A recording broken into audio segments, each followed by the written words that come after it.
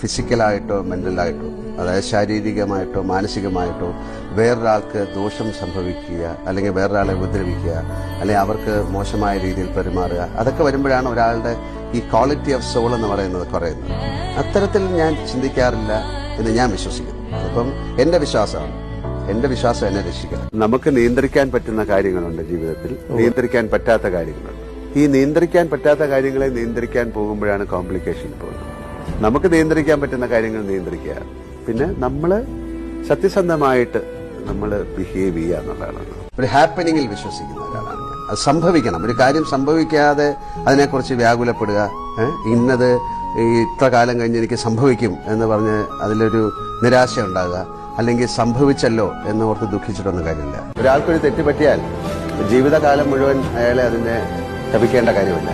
അതിനെ റെക്ടിഫൈ ചെയ്യാനുള്ള ഒരു ചാൻസ് ഉണ്ടെങ്കിൽ അത് ചെയ്യണം. നമ്മൾ ഒരു തെറ്റ് ചെയ്താൽ അത് അക്സെപ്റ്റ് ചെയ്യാൻ തയ്യാറാണ്. പക്ഷെ അങ്ങനെ തെറ്റ് ചെയ്താൽ പോലും അത് തെറ്റായിട്ട് എനിക്ക് തോന്നണം, അവർക്ക് തോന്നിയാൽ പോലും.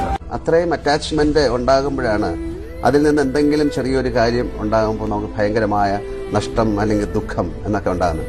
അപ്പൊ അത്രയും അറ്റാച്ച്മെന്റ് വേണ്ട, കുറച്ച് ഡിറ്റാച്ച്ഡ് അറ്റാച്ച്മെന്റ് ആകും. നമ്മളെ എല്ലാ രീതിയിലും ഉൾക്കൊള്ളാൻ സാധിക്കുന്ന ആരാണോ അയാൾ എന്റെ സുഹൃത്താണ്, ഞാൻ അയാളുടെ സുഹൃത്താണ്. ദേഷ്യമായാലും എന്ത് വികാരമായാലും അതിനെ കൂടെ കൊണ്ട് നടക്കാൻ തുടങ്ങിയാൽ നമ്മളെ അത് ട്രബിൾ ചെയ്തുകൊണ്ടിരിക്കും. അതുകൊണ്ട് അങ്ങേക്ക് ടെൻഷൻ ഉണ്ടെങ്കിൽ അതിനെ തോളിലേറ്റണ്ട, അതിനെ കളഞ്ഞേക്കും. ഇനി എന്തിന് ടെൻഷൻ?